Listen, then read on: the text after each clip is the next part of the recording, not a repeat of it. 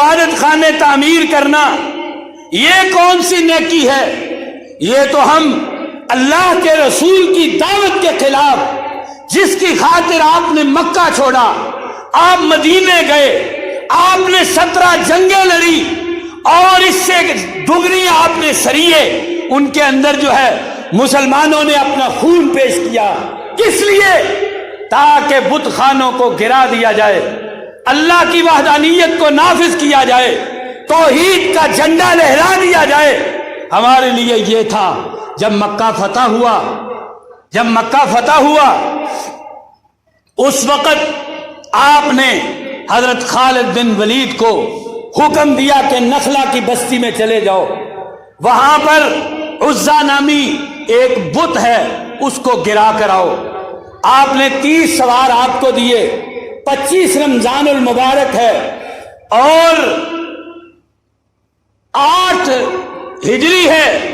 حضرت خالد بن ولید 30 سواروں کے ساتھ وہاں گئے۔ وہاں جا کر آپ نے 3 ببول کے درخت تھے ان کو کاٹا، اور ان کا جو بت خانہ تھا وہ نیچے آ گرا، اور اس کو جہاں اس کی عمارت باقی بچی اس کو بھی منہدم کر دیا، اور وہاں سے جو خزانہ تھا وہ لے گئے، جا کر اللہ کے رسول کی خدمت میں پیش کیا۔ فرمایا خالد تم نے دیکھا تھا وہاں سے کوئی چیز نکلی ہو؟ فرمانے لگے نہیں اللہ کے رسول، بس وہاں میں نے اس بت خانے کو گرایا ہے، 3 ببول کے درخت تھے وہ کاٹ دیے۔ آپ نے کہا تم نے ابھی تک اس بت کو توڑا نہیں، جاؤ دوبارہ جا کر اس بت کو توڑ کر آؤ۔ اب آپ خالد بن ولید اپنے ساتھیوں کو لے کر دوبارہ گئے۔ جب وہاں گئے تو وہاں کے مجاوروں نے دیکھا کہ خالد دوبارہ آ رہے ہیں، انہوں نے آواز لگائی اور حضرت خالد کو دیکھ کر پہاڑوں پر چڑھ گئے۔ یا عزا خبلیہ یا عزا ابریہ الا وموتی برغم، فرمایا اے عزا تیرے دشمن آئے ہیں، ان کو اندھا کر دو۔ اے عزا یہ تیرے پاس آئے ہیں، ان کو بھسم کر دو، اور اگر تم نے ایسے نہ کیا تو پھر موت تمہارا مقدر ہے۔ یہ اس کے مجاور کہہ رہے ہیں۔ مجاوروں نے یہ کہا۔ حضرت خالد نکلے، خالد نے نکل کر اپنی تلوار کو سونتا، دیکھا ایک ننگی بالوں میں بکھری ہوئی چڑیل نما عورت وہ باہر نکلی۔ حضرت خالد نے اپنے تلوار کا وار کیا اور اس کے 2 ٹوٹے کر دیے۔ اب دوبارہ اللہ کے رسول کے پاس جاتے ہیں۔ اللہ کے رسول نے پوچھا خالد وہاں سے کوئی چیز نکلتی ہوئی دیکھی تھی؟ کہا اللہ کے رسول ایک چڑیل نما عورت وہ میں نے دیکھی تھی۔ فرمایا خالد اب تم نے اس عزا کو توڑا اور کاٹا ہے۔ اللہ کے رسول کا منہج یہ تھا۔ اور یہ عزا کون سا بت ہے؟ جہاں حضرت خالد بن ولید ان کے والد بیان کرتے ہیں، حضرت خالد کہ میرا والد 100 اونٹ اندر لے کر 100 بکریاں اندر لے جا کر ٹھہرتا، 3 دن تک وہاں قیام کرتا، لوگوں کو گوشت کھلاتا، اور وہ بڑی خوشی سے اپنے گھر میں واپس آتا، اور اس پر افسوس کر رہے ہیں کہ میرا والد گمراہی پر رہا۔ میرا والد جو ہے اس نے جو ہے شرک کے اوپر موت کو پایا۔ اللہ کا شکر ہے کہ اللہ نے ہمیں توحید کی دولت سے سرفراز فرمایا۔ اللہ کے رسول کا منہج یہ تھا۔ اب دیکھو اسلام آباد کے اندر 4 کنال جگہ ایک مندر کے لیے مختص کی گئی، اور 1 ارب روپیہ ہمارے ٹیکسز سے اس کو بنانے کے لیے مختص کیا ہے موجودہ گورنمنٹ۔ ہمارا گورنمنٹ سے نہیں، ہمارا اس پالیسی سے اختلاف ہے۔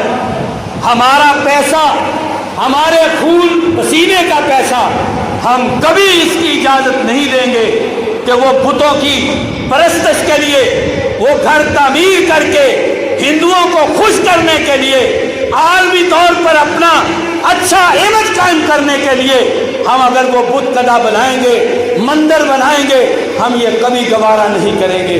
ہمارا اسلام، ہمارا دین، اللہ کے نبی کا منہج، حضرت ابراہیم کی سیرت، حضرت موسیٰ کا عمل، حضرت عیسیٰ کا عمل، حضرت آدم کا عمل، حضرت نوح کا عمل، تمام پیغمبروں کا عمل بتوں کے خلاف ہے. اس کو تعمیر نہیں کیا جا سکتا.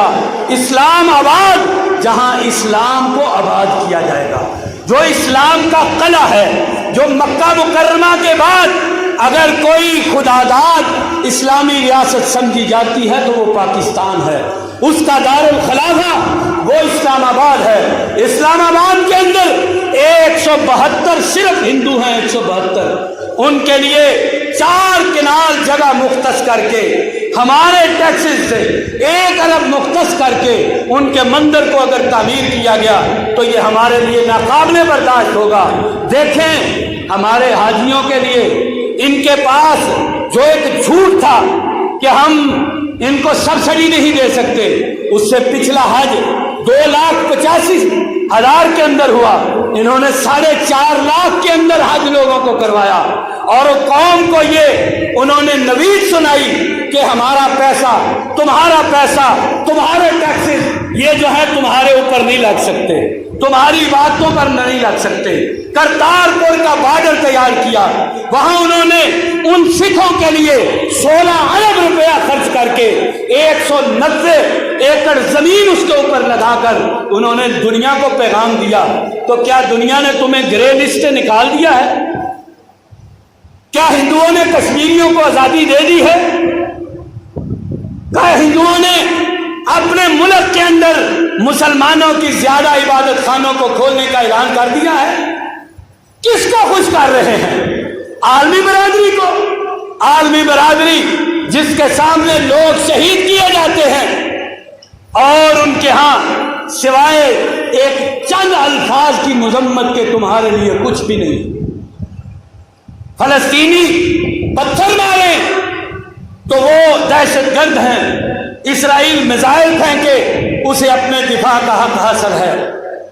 انڈیا کشمیر کے اندر سال کے قریب ہو رہا ہے، انہوں نے کرفیو لگایا ہوا، کشمیری بند ہیں، عالمی ضمیر غیرت نہیں کھا رہا. اقوام متحدہ انہیں غیرت نہیں آئی. اقوام متحدہ نے وہ بھی تمہاری خیر سگالی کا پیغام جو ابھی تم نے پائلٹ پکڑا تھا اور 2 دن کے بعد ان کے سپرد کیا، کیا نتیجہ ملا تمہیں؟ صرف تمہیں شاباش دی کہ تم بہت اچھے بندے ہو، باقی کام وہی ہے. آج منظر تعمیر کر کے ہمارے ٹیکسز کا پیسہ لگا کر ہمارے سینوں کو لاٹھی دو ہمارے غربا حاجیوں کے لیے، تو تمہارے پاس سبسڈی نہیں ہے.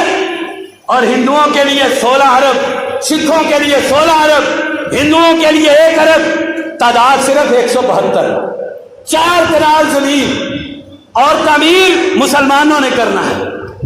ڈوب کے مر جانا چاہیے. ہمارا مذہب قد کانت لکم اسوۃ حسنۃ فی ابراہیم، ہمارے لیے تو حضرت ابراہیم کی زندگی کے اندر ایک اچھا نمونہ تھا. انہوں نے کیا کیا؟ ستاروں کی تردید کی، چاند کی تردید کی، سورج کی تردید کی، انہوں نے آگ کی تردید کی، بتوں کو توڑا. بتوں کے بڑے بت کے کندھے پر کلہاڑا رکھا، آگے جا کر تفصیل ذکر کروں گا تاکہ ان کو سمجھ آ جائے، اور ان کو پھر آگ میں پھینکا گیا. اللہ نے قرآن کے اندر کہا قُلْنَا يَا نَارُ كُونِي بَرْدًا وَسَلَامًا عَلَىٰ إِبْرَاهِيمَ. وہ کیا تھا؟ وہ بتوں کی عبادت خانے تعمیر کرنا تھا؟ دنیا کے کسی ملک کے اندر مجھے دکھا دیں یہ اصول ہو کہ وہ اپنے مذہب میں رہتے ہوئے کسی دوسرے مذہب کا عبادت خانہ تعمیر کرے. دکھا دیں. عیسائیوں نے کیا ہے، یہودیوں نے کیا ہے، ہندو تو روزانہ ہی تعمیر کرتے ہیں. سکھوں نے 6 لاکھ مسلمانوں کو قتل کیا. بھول گئے اپنی تاریخ. برما کے اندر تمہارے نوجوان قتل ہو رہے ہیں، عورتوں کی عصمت دری ہو رہی ہے. فلسطین کے اندر کرفیو کا سما ہے، انہیں مسجد اقصی کے اندر داخل ہو کر نماز پڑھنے کی اجازت نہیں. ہم ان کے ضمیروں کو اجاگر کرنے کے لیے خیر سگالی کا پیغام دینے کے لیے مسلمانوں کے دلوں کو دکھا کر ہم کیا دنیا کو دکھانا چاہتے ہیں؟ ہرگز یہ منظور نہیں ہے۔ صرف ایک سیاسی جماعت، میں ان کی تعریف کروں گا، جو اچھی بات ہے وہ اس کی اچھے الفاظ میں اس کو ذکر کیا جانا چاہیے۔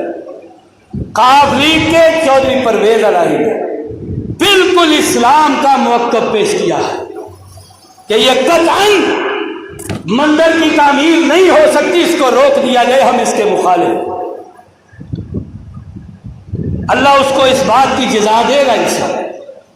تو بات یہ ہے کہ جو ہمارے مذہب کے اوپر زد پڑتی ہے، وہ کوئی بھی حکمران ہو، وہ ہمارا کتنا خیر خواہ ہے، جو ہماری توحید کے خلاف ہے، اللہ کی الوہیت کے خلاف ہے، جو ہندوؤں کو خوش کرنے کے لیے ہے، ہم قطعاً اس کو تسلیم نہیں کریں گے۔ جو مرضی ہمارے اوپر گولیاں چلا دو، ہمیں قتل کر دو، ہمیں گرفتار کر لو، اللہ کی قسم ہمارے پاس توحید کے علاوہ ہے کیا؟ اگر ہم اس کے لیے اپنی جانیں دینے کے لیے تیار نہیں تو پھر ہمیں اپنے عقیدے پر غور کرنا چاہیے۔ اللہ کرے ایسے حالات نہ بنے اور ہماری حکمران جماعت جو ہے اور ہمارے جو ادارے ہیں ان کو یہ بات سمجھ آ جائے کہ یہ مسئلہ جو ہے یہ پاکستانیوں کے جو ضمیر ہیں ان کے خلاف ہے، مذہب کے خلاف ہے، اسلام کے خلاف ہے، اللہ کی توحید کے خلاف ہے۔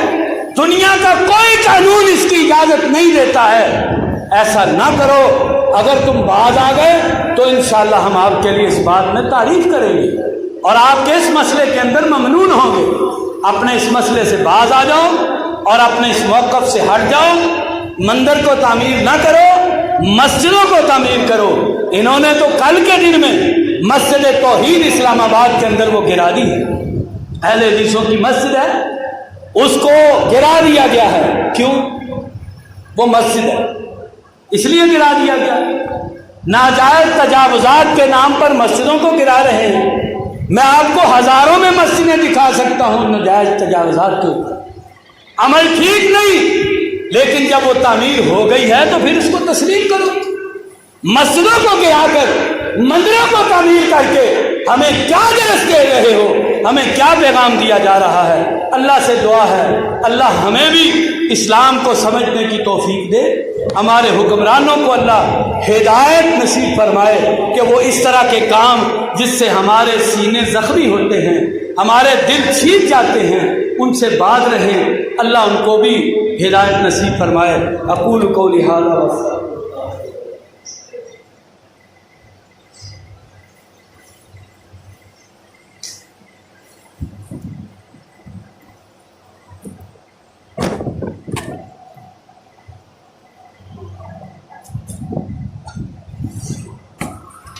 ان الحمد لله نحمده ونستعينه ونستغفره